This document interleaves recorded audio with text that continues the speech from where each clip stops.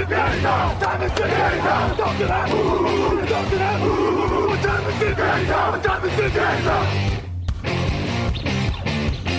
gun, Hulk left slot, Dixie left, T left, Mercedes, wide chip, Ricky, Fever left, 75, Katie, Omaha, quick going.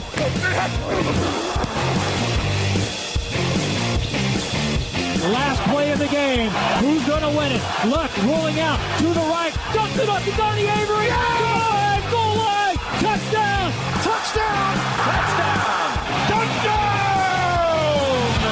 Hello, bonjour et bienvenue à tous dans l'épisode numéro 347 du podcast Jeune Actu en Matéi. Très heureux de vous retrouver pour un de nos très nombreux podcasts du mois de mars-avril cru 2020 parce que oui, confinement égale beaucoup plus d'émissions. Nous sommes à 3 par semaine et pour ce mercredi, puisqu'on enregistre le... Oui, on va pas mentir, on enregistre le mardi mais elle est diffusée le mercredi.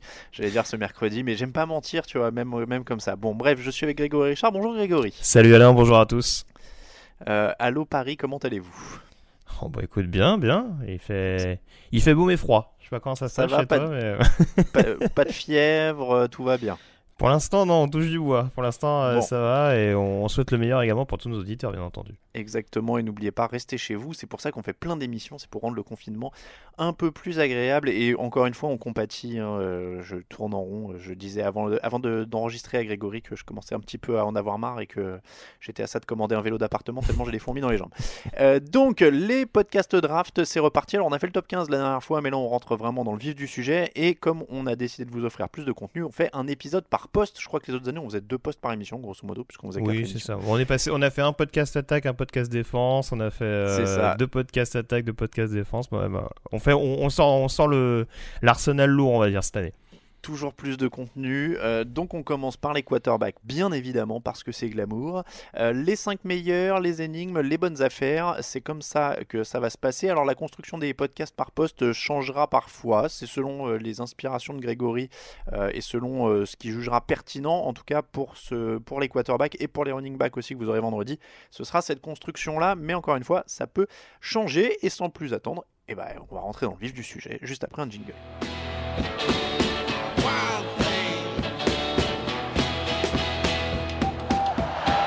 Got time, launching for the end zone, jump ball, touchdown, Terrence Marshall.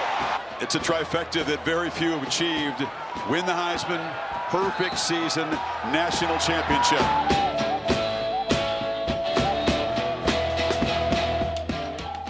Les quarterbacks de la QV 2020 de la draft. On rappelle, la draft NFL aura lieu du 23 au 25 avril au moment où on se parle, parce que pour l'instant elle n'a toujours pas été décalée et que Roger Goodell a dit qu'elle aurait lieu du 23 au 25 avril. On va commencer donc avec les principaux quarterbacks, les 3 stars, le chapeau 1, tu as appelé ça comme ça. Donc le premier chapeau avec les 3 leaders, Joe Burrow, tu as Tagovailoa, Justin Herbert. On en a tous les 3 parlé dans le top 15, donc je vais rappeler juste les mensurations de chaque bonhomme. Joe Burrow, c'est 1m93, 98 kg, il sort de LSU, il est senior. Tu as Tagovailoa, c'est 1m83, 98 kg, il est plus petit, il sort d'Alabama, il a eu une blessure à la hanche dont on va parler. Et Justin Herbert, le plus grand, 1m98, 108 kg, il nous arrive de la fac d'Oregon, il a 22 ans. Alors plutôt que de repasser un par un en revue, vu qu'on l'a fait dans le top 15 et je vous y réfère, c'est un podcast qui est pas si vieux, il a peut-être un mois, je vais revenir avec des questions générales sur le trio, si tu me permets. Vas-y. Déjà, tu es manager, tu as besoin d'un quarterback, toi tu choisis lequel? À l'heure actuelle, quand même, Joe Burrow, qui présente un peu plus de garantie.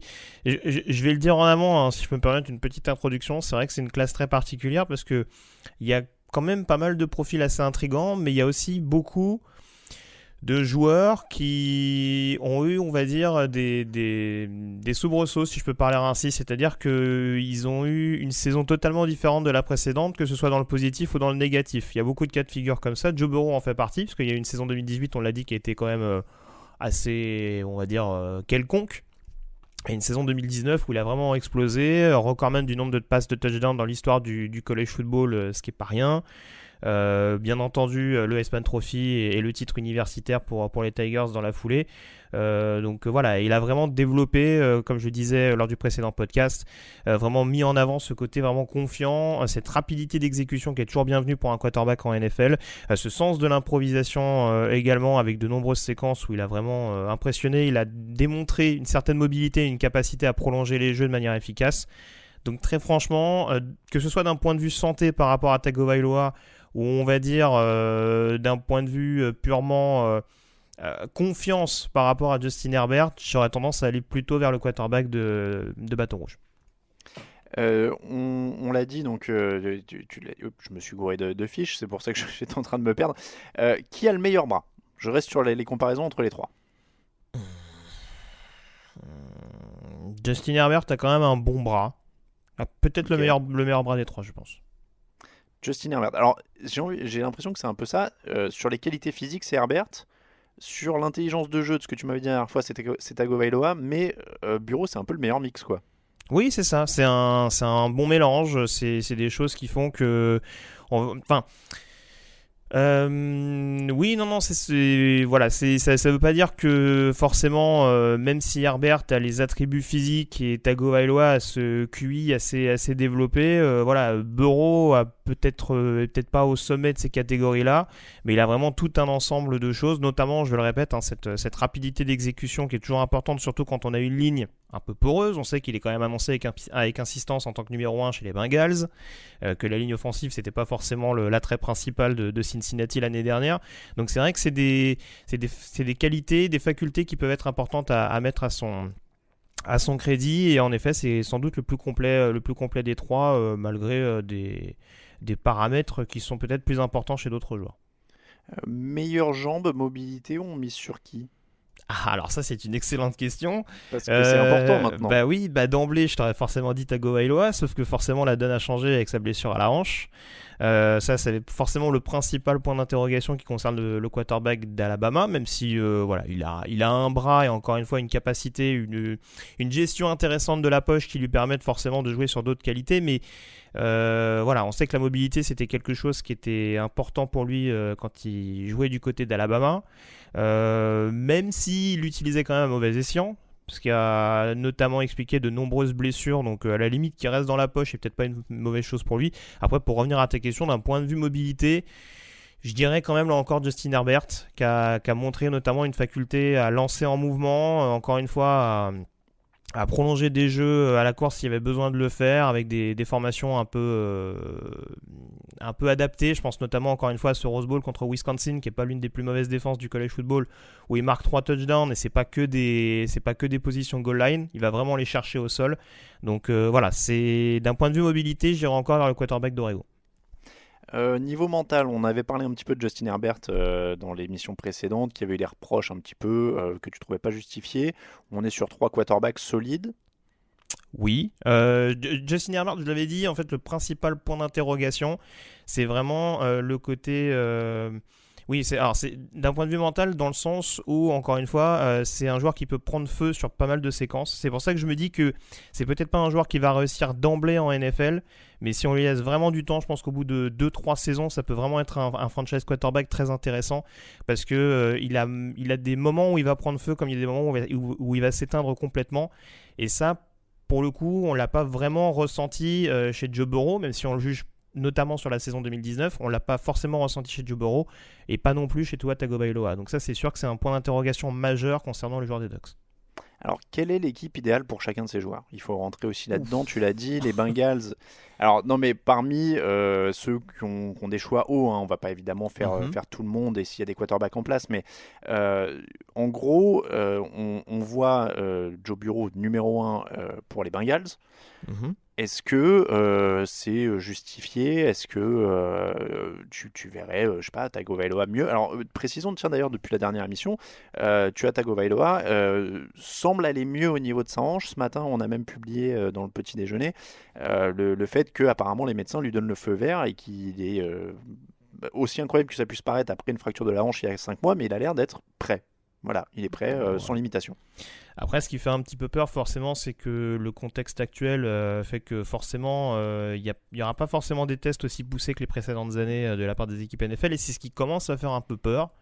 Il y a d'ailleurs pas mal de rumeurs qui circulent sur le fait que Herbert aurait un peu plus les faveurs de certaines franchises par rapport à Tagovailoa, et je pense que c'est pas uniquement d'un simple point de vue talent, c'est vraiment voilà, que justement c'est quelque chose où faut pas oublier qu'il y a de très fortes chances que Tagovailoa ne joue pas l'exercice 2020. Donc si on part du principe que Burrow a quand même une grosse chance de finir à Cincinnati, la question c'est de savoir où Tagovailoa a le plus intérêt à tomber en 2020. Les deux points de chute les plus probables, c'est du coup les Dolphins et les Chargers, qui à l'heure actuelle ont respectivement Fitzpatrick et Taylor en quarterback numéro 1 à l'instant où on se parle. Donc c'est sûr que Tagovailoa à Miami par exemple, même si on sait qu'ils ont l'air... il faut toujours se méfier des écrans de fumée, mais on sait qu'il y a des rumeurs sur Miami qui expliquent qu'ils sont peut-être un peu plus chauds sur Herbert. En tout cas, Tagovailoa à Miami avec le style de jeu d'un Fitzpatrick, c'est pas forcément quelque chose qui serait déconnant. Et voilà, vu ce que propose l'ancien quarterback de Tampa, il y a quand même possibilité de laisser Tagovailoa 1 an à apprendre à ses côtés pour vraiment lui laisser pleinement les clés de l'équipe en 2021. D'un autre côté, Herbert aux Chargers, c'est pareil. On l'a dit, c'est un joueur sur qui il ne faut pas forcément mettre énormément de pression. D'emblée, il arriverait dans une attaque avec Steichen, le nouveau coordinateur offensif, qui est plutôt axé sur un jeu assez massif au sol. Donc pour le coup, ça peut faire ses affaires et voilà, être un peu plus dans un style offensif à la Oregon. Donc voilà, c'est pour le coup, c'est deux points de chute qui me paraîtraient assez intéressants pour les deux joueurs. Donc si je comprends bien, tu es plutôt OK avec ce qu'on voit dans la plupart des mock drafts aujourd'hui, qui est Joe Burrow à Cincinnati, Tagovailoa à Miami, Herbert aux Chargers. Tout à fait. Ça colle très bien. Bon, après, ça paraît être le scénario le plus probable s'il n'y a pas de mouvement dans évidemment, hors échange, etc. Mais aujourd'hui, donc on aurait un Burrow en 1 à Cincinnati, Tagovailoa en 5 à Miami, et les Chargers, c'est 6 juste derrière avec Herbert. Tout à fait. Et après, est-ce qu'il y a une surprise potentielle, une équipe que tu verrais qui dirait, voilà, celui-là, il me correspond à fond et je pourrais monter. Alors, je te donne en vrac qu'il y a du Jacksonville, du Raiders, du Tampa, pourquoi pas, s'ils veulent un Tagovailoa qui dort derrière Brady pendant 1 ou 2 ans. Ouais, après, ils ont d'autres besoins. Je veux pas trop mordre sur une autre rubrique. Après, ça dépend des besoins des équipes. Je pense que Tampa a quand même d'autres besoins à considérer, je pense, mais c'est pas quelque chose d'impossible. Il verrait plus aller vers le deuxième tour avec d'autres joueurs qu'on va aborder. Mais oui, tu vois, typiquement Jacksonville, Gardner Minshew, on sait qu'il y a une petite hype, le côté personnalité et tout. Maintenant, est-ce que c'est vraiment un quarterback qui va répondre, qui va être un vrai numéro 1 dans les années à venir? C'est pas sûr. Mettre un Tagovailoa par exemple derrière en attendant de voir exactement ce qu'il va donner, c'est un pari risqué. Mais bon, ce serait pas comme Arizona qui mise deux premiers tours de suite sur un QB. Gardner Minshew, c'est un joueur qu'on a essayé d'exploiter, qui a alterné le bon et le moins bon l'année dernière. Ça peut valoir le coup. Après, j'ai l'impression que les Jacks sont quand même partis dans une autre politique, de manifestement beaucoup tanker cette année, même si ce mot est officieusement interdit. Ou plutôt officiellement d'ailleurs. Mais voilà, à part les Jaguars, je vois pas énormément d'autres points de chute, je t'avoue. Oui, après, je suis en train de remonter un petit peu, mais en effet, il faudra vraiment une équipe soit qui mise sur une pré-retraite, mais il faudrait qu'il tombe très loin. Il tombe pas en dehors du top 10, Tagovailoa, grosso modo. Encore une fois, on n'a pas toutes les indications sur la manière dont il s'est remis, mais oui, ça m'étonnerait quand même beaucoup. Ouais. Enfin, un tel talent sur un poste aussi important, ça m'étonnerait quand même. On rappelle encore une fois, c'est ce que tu disais quand tu parlais du contexte, avec le Covid-19, les équipes ne peuvent pas rencontrer les joueurs avant la draft, et ça rend d'autant plus compliqué les examens médicaux. Donc en effet, c'est vraiment parce pas idéal pour les joueurs blessés. Il y a des entretiens qui commencent à se faire via FaceTime. Ouais. Mais voilà, ça permet pas forcément. On sait qu'il y a la possibilité, comme via la Free Agency, en effet, de faire venir des médecins proches de là où se situe le joueur. Mais voilà, c'est pas forcément des médecins, on dira, de confiance. Donc voilà, se raccrocher à ça quand on sait l'importance des décisions qui sont prises au sein des front office, c'est quelque chose d'assez compliqué. Mais voilà, encore une fois, descendre au-delà du top 10 pour un joueur comme ça. On a vu que Jeffrey Simmons, l'année dernière, sur un poste beaucoup moins important, était quand même parti en 19. Quand on a ce type de profil-là, voilà, quitte à se dire, bon, bazar d'un premier tour, mais au moins on dira qu'on a tenté le tout pour le tout, quoi. Allez, on passe au chapeau 2 avec un autre grand costaud avec un énorme bras. C'est Jacob Eason, 1m98, 103 kg. Il sort de la fac de Washington State. Non, Washington tout court. Voilà, je sais pas pourquoi je cherchais un State quelque part. 23 touchdowns, 8 interceptions la semaine dernière. Je vais y arriver. L'année dernière, la saison dernière, 64% de passes complétées. Alors, grand, costaud, énorme bras. Est-ce qu'on est sur le cliché du projet total? Est-ce qu'on est sur le projet Bocalahan? Non. J'en connais un.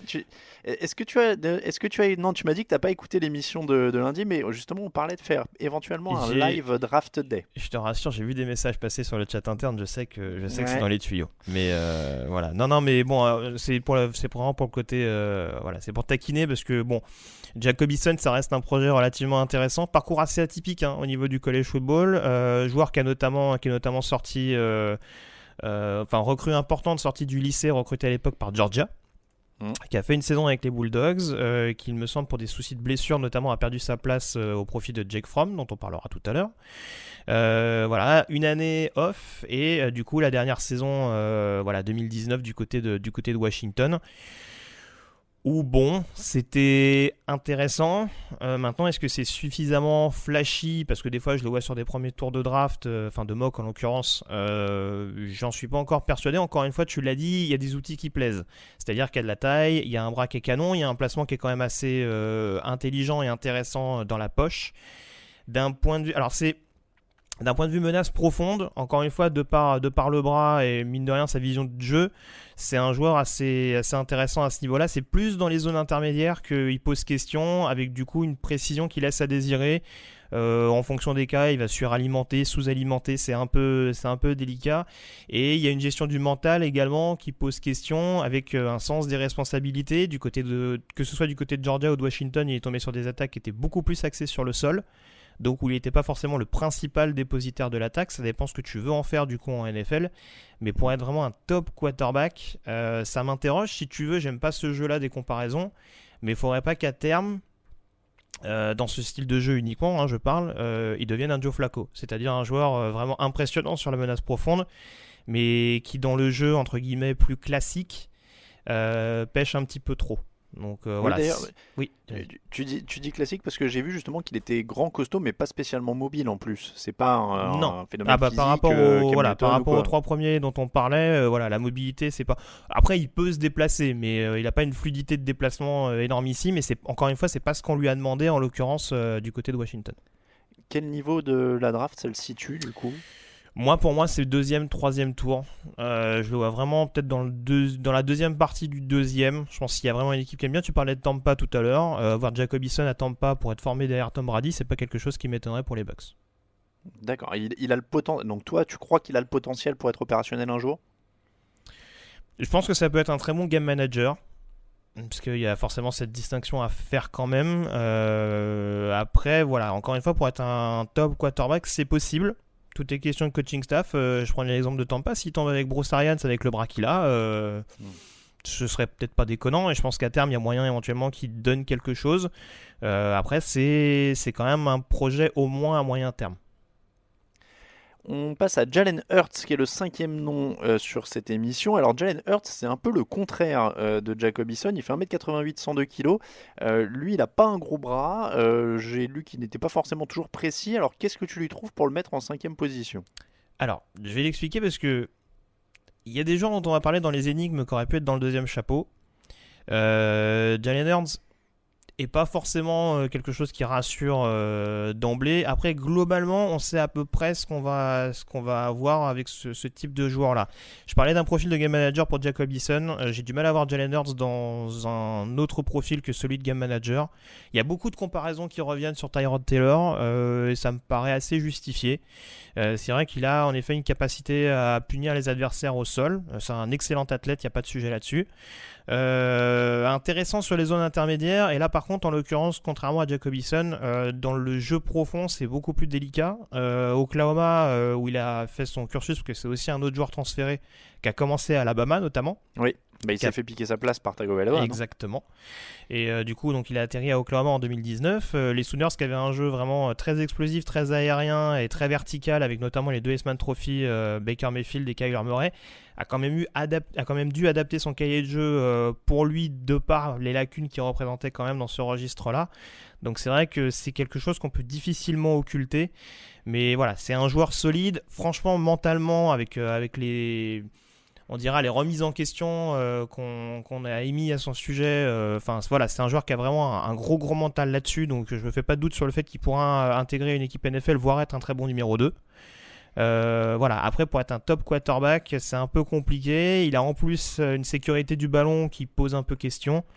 Donc voilà, encore une fois, je le dis, la comparaison qui revient le plus, c'est Tyrod Taylor, et c'est ce qui me paraît à peu près correspondre à son profil. Il est à 32 touchdowns, 8 interceptions l'an dernier, et si je dis pas de bêtises, c'est l'attaque où Baker Mayfield et Kyler Murray lançaient 50 touchdowns par match. Tout à fait. Donc oui, ça en fait, c'est quand même un cran en dessous. Quel niveau de la draft et quelle équipe, si t'en as une qui te vient à l'esprit au niveau du système? Il y a forcément ces qualités athlétiques qui le font un peu hyper, je dirais, aux yeux des franchises. Franchement, pour moi, au mieux, c'est une fin de troisième tour. Fin de troisième tour. Ouais. Bon, c'est vrai que je me rappelle en plus de ses débuts à Alabama. Oui, après il a un peu voyagé. Bon, ce sera surveillé. Donc un bon remplaçant. Mm-hmm. Oui, c'est ça. C'est voire même un quarterback qu'on peut utiliser sur des trick plays ou ce genre de choses en position goal line. Franchement, je pense que c'est pas déconnant, mais très franchement, autant Jacobison, je pense qu'il y a une marge il y a une possibilité quand même pour qu'il devienne numéro 1 dans le futur. Jalen Hurts, ça me paraît quand même un peu compliqué. La marge me paraît encore un peu haute à l'heure actuelle. Petite pause et on passe aux énigmes et aux bonnes affaires.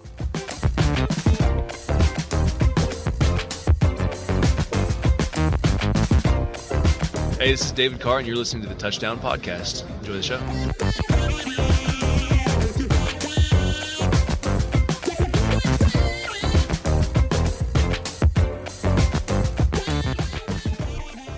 On continue ce podcast de présentation des quarterbacks de la draft NFL 2020 avec Grégory Richard. Et Grégory, on va passer à une catégorie qu'on a baptisée et que tu as baptisée les énigmes. Alors, juste pour définir, énigme, c'est quoi? Ça veut dire que le mec peut être une superstar ou un bust? C'est un peu ça, ouais. C'est Ok. un peu ça, ouais. C'est parce que j'aime pas le terme de bust, surtout pour les quarterbacks où on sait que je me trompe beaucoup. Donc ouais, énigme, ça me paraît pas mal. Ça peut aller Oui. dans un sens ou dans l'autre, ouais. Oui, mais ce que les auditeurs apprécient, c'est ta capacité à le reconnaître. Et ça, c'est important. On le rappelle souvent, ce n'est pas une science exacte et on n'impose pas une vérité absolue. On fait de notre mieux comme tout le monde. Le premier, c'est Jordan Love. Jordan Love, il fait 1m93 pour 102 kg. Évidemment, en plus d'avoir un nom de famille très poétique, il a l'air d'avoir tous les outils en termes de physique et de précision. Ouais. Alors encore une fois, je rappelle à nos auditeurs que sur les podcasts draft, moi je joue le rôle de celui qui fait une recherche Google sur le mec. En gros, Grégory, c'est le fact-checker qui me dit si j'ai vu des trucs bien ou pas.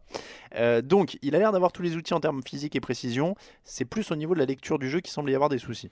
C'est un peu ça. C'est vrai que... Alors, je parlais de ces fameux quarterbacks qui ont eu, on dira, des trajectoires totalement différentes au cours de leur cursus universitaire. Jordan Love est vraiment l'exemple parfait pour ça, avec une saison 2018 où il a été vraiment parfait du côté d'Utah State, où il a permis au programme de revenir au premier plan de la première division universitaire.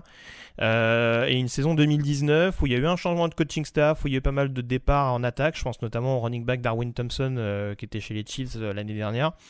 Et où pour lui ça c'est quand même beaucoup plus compliqué, une année 2019 vraiment pourrie avec beaucoup trop d'interceptions en l'occurrence. Et c'est vrai que Jordan Love, c'est un profil qui est assez intriguant. Tu vois, si on parle d'un point de vue projection, en l'occurrence, il y en a beaucoup qui l'annoncent possible au premier tour, ce qui serait pas déconnant en l'état. Encore une fois, c'est un joueur qui a les aptitudes physiques, le gabarit et cette capacité à prolonger les jeux. Et surtout, je trouve, ce qui est intéressant, c'est vraiment de lancer dans le bon tempo. Ça, c'est quelque chose qui est intéressant. Il n'a pas peur des prises de risques, mais c'est aussi ce qui lui a été préjudiciable en 2019 avec beaucoup de choix extrêmement douteux.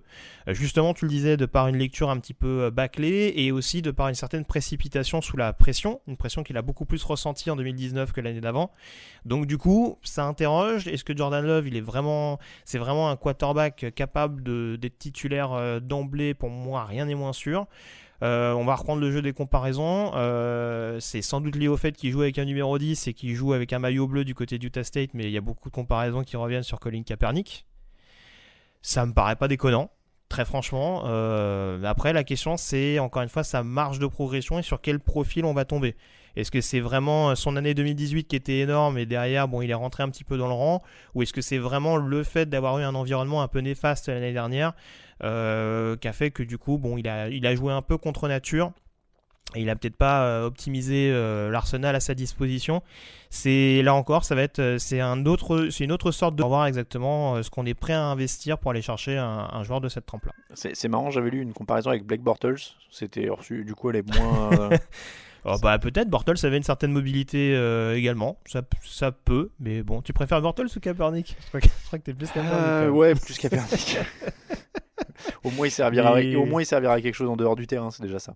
Bon, voilà. Mais bon, en tout cas, voilà, c'est insiste bien sur le côté énigme. Voilà, il peut être un quarterback titulaire en NFL. Maintenant, qu'est-ce que ça va donner? C'est toute la question. Donc t'as dit, ça peut monter jusqu'à fin de premier tour. Oui, je pense. Très franchement, je ne serais pas étonné aux alentours de entre 20 et 30, je ne serais pas surpris. Moi, dans mon board perso, enfin, je sais plus où je l'avais mis à l'époque, mais ouais, il devait être début, milieu de deuxième tour. T'inquiète Grand pas, maximum. T'inquiète pas, on va en parler de ton board à la fin. Pour chaque poste, je vais te demander de refaire un petit classement des mecs dont on a parlé dans l'émission. Je t'avais pas prévenu. Le suivant, l'autre énigme, la deuxième, c'est Jake Fromm. Justement, t'en as parlé un petit peu, tu l'as évoqué. Alors lui, c'est un peu tout l'inverse. 1m88, 99 kg.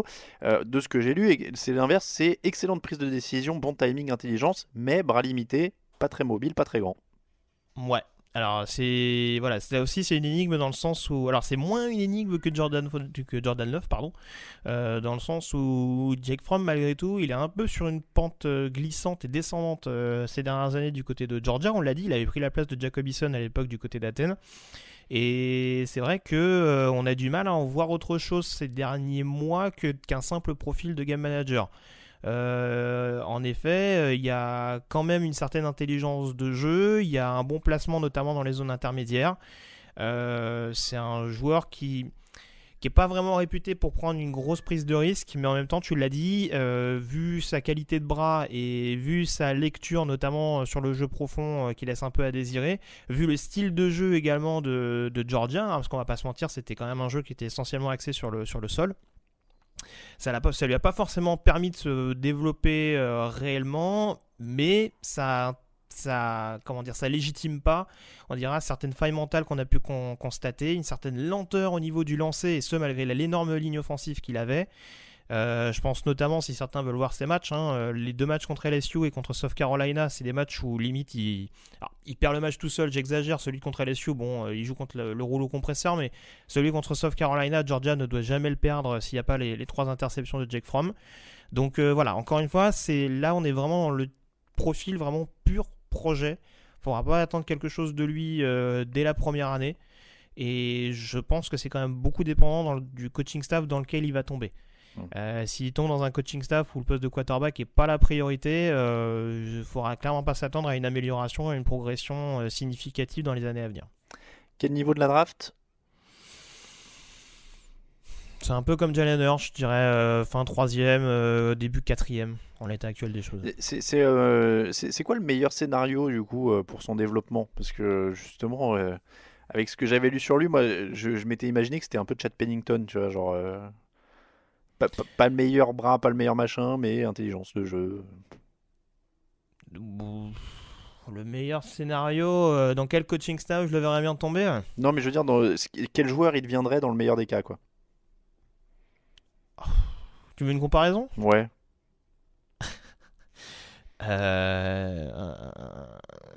Eli Manning? D'accord. Non, mais oui. À peu près, quoi. Ouais, c'est un Chad Pennington plus rock'n'roll. Voilà. Alors après, je sais que je prends des comparaisons. Je compare Eli Manning, Joe Flacco, mais vous avez bien compris que voilà, c'est. Oui, c'est les grandes lignes, hein, c'est pas. Voilà, tout est question de contexte, etc. Je parle vraiment du profil pur du joueur. Hein. Ça veut pas dire que forcément ils vont faire gagner un Super Bowl à leur équipe. Hein. Jamais personne n'aura le charisme et le charme d'Eli Manning, par exemple. On sait très bien que voilà, c'est pas reproduisible. Je suis désolé. Tu m'as dit quel niveau 3e, 4e tour, hein, c'est ça? Ouais, fin 3e, début 4e à peu près. Alors on passe aux bonnes affaires. Et alors là, on commence avec Anthony Gordon. Alors je dois te le dire, il n'est pas très haut forcément dans les classements de quarterback de la draft. J'ai mis un petit peu de temps à le trouver quand tu m'as donné son nom. Il vient de Washington State. Bah voilà, c'est pour ça que j'avais un Washington State en tête. Il fait 1m91 pour 95 kg.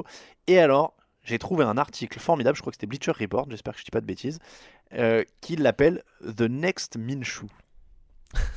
Bah forcément, pour le coup, tu vois, alors il est pas très haut, d'où le concept de la bonne affaire. Après, je vais relativiser tout de suite, hein, je l'ai dit tout à l'heure. Alors, sur le poste de quarterback, c'est très compliqué parce que forcément, c'est un par poste, donc faut pas s'attendre non plus à avoir 12 bonnes affaires dans une draft. On l'a dit, il y a quand même 3 premiers joueurs qui sont assez intéressants dans cette classe. Donc les autres joueurs, ça veut pas forcément dire, les bonnes affaires dont je vais parler, ça veut pas forcément dire qu'ils seront quarterback titulaires très rapidement en NFL, mais en tout cas ils ont vraiment un potentiel qui je trouve est très intéressant pour être au moins dans un premier temps backup, voire derrière mettre la pression sur le titulaire. Tu le disais, Anthony Gordon, Washington State, forcément il y a la hype Minshew avec des quarterbacks de Washington State ces dernières années qui ont quand même un petit peu le vent en poupe. Alors Anthony Gordon, on le dit tout de suite, c'est une année d'expérience vraiment du côté de Washington State. Mais je crois que c'est le profil, hein, le parcours aussi qui leur a inspiré ça, parce que donc 0 étoile à la sortie du lycée, pas recruté, 4 saisons sans jouer, quoi. Voilà, c'est un peu ça. Donc il a vraiment joué sur le tard, il a dû vraiment attendre son heure du côté de Washington State. Donc c'est vraiment un joueur qui est très brut. C'est-à-dire qu'il y a beaucoup de paramètres techniques, beaucoup de paramètres même mentaux, on va dire, qui sont encore à optimiser. Il y a des matchs, il me semble que c'est contre Washington notamment, où il s'est vraiment liquéfié. Je crois qu'il doit y avoir au moins 4 interceptions. Après, c'est aussi le contexte de l'attaque des Cougars qui veut ça, c'est-à-dire que Washington State c'est coaché par Mike Leach, hein, qui est quand même une des références offensives au niveau du college football, où ça joue très vertical, très axé sur la prise de risque, hein, avec des quarterbacks qui peuvent lancer jusqu'à 70 ballons dans un match. Alors j'allais préciser pour nos auditeurs qu'en effet ce garçon a joué 13 matchs, ce qui lui a donné le temps de lancer 5579 yards et 48 touchdowns l'an dernier. On rappelle que dépasser les 5 milliards dans NFL en 16 matchs, c'est déjà une très très belle performance. Donc là en 13, ça carbure. Alors après c'est vrai que c'est beaucoup relativisé par le fait qu'il jouait aussi beaucoup sur de la screen. Okay. Ce qui est vrai aussi, hein. Y a un jeu qui est axé sur de l'espace également du côté de Washington State et qui permet au running back d'avoir la possibilité après la réception de glaner beaucoup de yards, donc c'est sûr que ça a joué en sa faveur.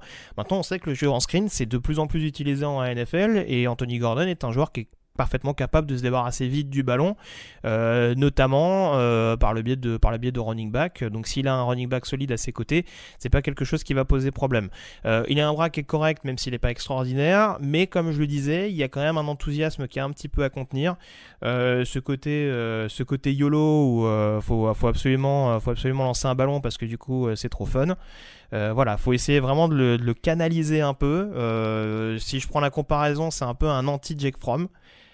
Fromm, faut lui donner un petit grain de folie pour qu'il arrive quand même à franchir un certain palier. Anthony Gordon, faut lui rappeler un petit peu les limites, le recadrer très clairement pour réussir à en faire quelque chose de poli, on dira, du côté de la Grande Ligue. Bon, en tout cas, dans le papier de Bleacher Report, il y avait des trucs incroyables. Un super ballon en profondeur, polyvalence sur tous les lancers, qui rappelle Patrick Mahomes. Enfin, il y avait, c'était dithyrambique. Hein. Alors, par contre, il y a des commentaires. Moi, je disais que notamment, il avance jamais dans la poche, il recule, il fait des erreurs bêtes. Voilà, donc il y a quand même. Oui, non, mais c'est ça. C'est une inexpérience et encore une fois, c'est. Bon, alors du côté de Washington State, il aurait eu notamment, je pense, André Dillard l'année d'avant, ça aurait peut-être fait la différence. La O-line de Wazoo, comme on l'appelle, a peut-être un petit peu décliné en 2019 également, mais c'est sûr que de toute façon, d'un point de vue intelligence de jeu, je te mentirais si je te dirais que c'est le quarterback le plus aguerri de cette classe. Hein. Il y a encore pas mal de boulot et voilà, là c'est vraiment un pur projet qui peut à terme devenir une bonne affaire. À quel niveau de la draft, d'après toi, il va tomber ? Je le vois quand même 5-6. D'accord. Bah, ça fait comme Minshew qui avait été 6, non ? Je me demande si Minshew a été drafté, hein, j'ai un doute. Si, je crois 6, non ? Je vais vérifier pendant que. C'est possible, regarde, j'ai un doute. Donc, oui. Autour du 5-6, tu m'as dit alors ? Ouais. On est là-dessus, 6e tour pour Minshew, 178e choix. Mieux que Tom Brady. Jake Luton est le dernier au niveau des bonnes affaires. Alors, j'ai pas trouvé sa date de naissance, mais il a fait 3 facs depuis 2014. Ça fait 6 ans qu'il est à la fac. Il a quel âge? Ça fait Alors là, tu me poses... Je t'avoue que j'ai pas regardé son âge. il va se pointer sur le podium avec la barbe blanche de Mais non, notre y a Premier pas de ministre. podium. On va pas comprendre. Édouard Philippe, putain, je sais même plus le nom du Premier ministre. Bon, en tout cas, ça fait 6 ans qu'il est à la fac. Gros spécimen physique, mais grosse lacune de jeu. Ouais, même si je trouve que justement, il a eu un petit peu de mal, tu le disais, à trouver vraiment un point de chute. Après, on voit que c'est quand même un joueur qui a un bagage assez intéressant. Du côté d'Oregon State, il reste sur une très bonne saison. C'est un joueur qui a progressé constamment ces dernières années du côté des Beavers.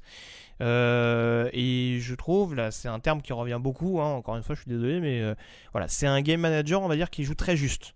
Voilà, qui est pas. Et lui aussi, il lui manque un petit peu ce côté grain de folie et cette précision, parce qu'en l'occurrence, Oregon State, ça jouait quand même très vertical également, même si c'était quand même beaucoup plus équilibré que ce qu'on peut voir à Washington State.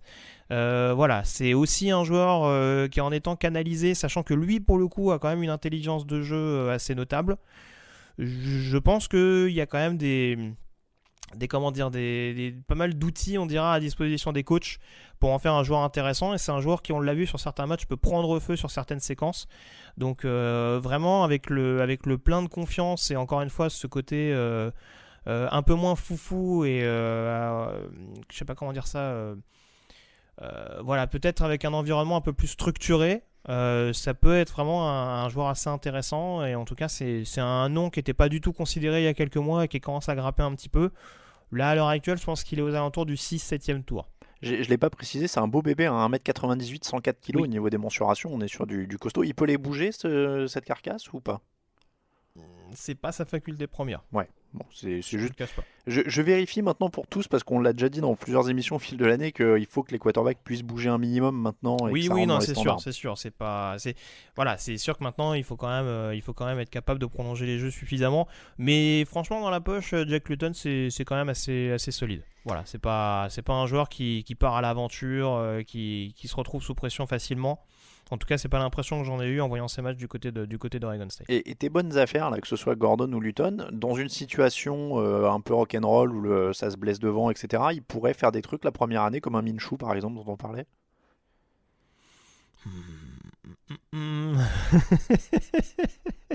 Tu vas me faire prendre des risques, j'aime ça. Bah oui, je suis là pour ça. Écoute, encore une fois, de par ce que je disais, j'ai plus confiance en Luton pour surprendre dans un scénario que tu évoquerais plutôt qu'en Gordon. De par, encore une fois, le côté, le bagage ne serait-ce que technique à appréhender petit à petit. Voilà, je pense que Luton a suffisamment ça. Il a un peu le parcours de Minshew, parce qu'on ne l'a pas dit, mais Minshew, on prend le côté comparaison Washington State, mais il a pas mal bourlingué aussi avant d'arriver en NFL. Et voilà, c'était un joueur assez intelligent, mais qui avait besoin en effet d'un environnement assez propice. Jake Luton peut avoir ces capacités-là. Luton, il a joué, alors il a signé avec Idaho au début, il a été redshirt sa première saison, ensuite il a joué 8 matchs, il a été transféré à Ventura College pour sa saison sans faux mort, où il a joué 11 matchs, et ensuite il a été transféré à Oregon State, où il a été redshirt junior avant de gagner le poste. Voilà, pour vous. Donc il a pu faire 2 années redshirt, c'est possible ça? Bah tu vois, je le découvre. Non, je pensais pas qu'on pouvait faire 2 années redshirt après. Je sais pas si le fait d'avoir joué sa 2e année en community college, parce que je pense que c'est un community college dont C'est tu parlais. possible, oui. Voilà, peut-être que ça lui a fait annuler l'année redshirt qu'il avait pris avant, vu qu'il avait pas joué. Je sais pas. Je t'avoue qu'il y a un petit flou, parce qu'en plus, comme ils ont changé les règlements il y a peu de temps, la fameuse jurisprudence Baker Mayfield, voilà, c'est un petit peu flou, donc ouais, ça me paraît étonnant aussi, mais peut-être que ça explique cela. Attends, rassure-moi, ils ont changé les règlements, mais ils ont toujours le droit d'accepter les pots de vin, les prostituées et la drogue. Oui. Ah bon, Bien sûr, mais de toute façon, c'est écrit nulle part, donc ça, ils pourront jamais le changer, officiellement. Pour assurer les signatures des meilleurs joueurs, évidemment. Donc, c'est dans Ego Game, mais c'est plus pour le basket, je crois que vous pouvez voir ça aussi. On termine. Comment on va terminer les autres émissions? On a parlé de Joe Burrow, Tua Tagovailoa, Justin Herbert, Jacob Eason, Jalen Hurts, Jordan Love, Jake Fromm, Anthony Gordon, Jake Luton. Tu es manager général des London Marmites, expansion franchise qui viennent tout juste d'être créés. Tu as le choix de prendre un quarterback à la draft. Dans quel ordre tu choisis? C'est purement le tien. Me dis pas si je suis une franchise NFL, etc. Toi, lequel tu préfères avoir dans ton équipe dans l'ordre de ces mecs-là? Moi, la blessure de Tagovailoa m'inquiète quand même. Donc, je te dirais Burrow, Herbert. Bon, quand même Tagovailoa en 3. Il y a quand même un gros écart entre les 3 premiers et le reste, selon moi. Ok. Love en 4. Eason en 5. Ouais, après, je te dis. Il te reste From en 6, Hurts en 7 et Lutton 8, Gordon 9. Ok, et ben voilà, vous avez le top 9 des quarterbacks pour la draft NFL 2020. Merci beaucoup Grégory. Toujours un plaisir. Et on se retrouve pour beaucoup d'autres épisodes. On le rappelle, pendant le mois d'avril et le confinement, et on espère que ce sera que le mois d'avril quand même, on se retrouve 3 fois par semaine, le mercredi et le vendredi, c'est draft, en tout cas pendant les 2 semaines à venir. Après, il y a la draft qui arrive, donc je sais plus comment on fait, mais on fera lundi et mercredi. Je sais qu'il y a un live qui est prévu la veille. Enfin, vous avez tout le programme sur le site, il va se passer plein de choses. On fera une mock draft la veille de la draft. On va essayer de faire ça en vidéo. On est en train de peaufiner, on est un peu comme tout le monde, on s'adapte à la situation et on teste des trucs, des nouveautés techniques pour essayer de faire quelque chose de propre. On va devoir s'adapter pour le premier tour de la draft aussi qu'on faisait en direct. L'an dernier, on avait fait le top 10 en direct, ça avait été très sympa. Le problème, c'est qu'à première vue, ça va être compliqué d'être sur le même canapé cette année. Donc il va falloir qu'on voit techniquement ce qu'on peut faire. Mais voilà, on va s'arranger. Camille bosse en coulisses aussi, on cherche des solutions. Voilà, ne vous inquiétez pas. Tout va bien se passer. Et encore une fois, restez à l'abri, restez chez vous. Et on espère que tout va bien pour vous. Merci encore Grégory. C'était donc l'épisode 347. N'hésitez pas à nous soutenir sur Tipeee. N'hésitez pas aussi à nous suivre sur les réseaux sociaux, Twitter @TDActu, Facebook @TDActu, Instagram @TheJeunActu, les réseaux sociaux @Yellow Radio, ça pour Grégory si vous avez des questions sur la draft, @AlainMattei pour moi-même, @Raphaël_TDA, @RaoulVDG, @Camille Sarabène pour nos 3 amis qui ne sont pas là aujourd'hui. Et on vous rappelle que toute l'actu de la NFL c'est sur tdactu.com. On se retrouve très bientôt. La prochaine émission ce sera les running backs. À très bientôt. Ciao ciao.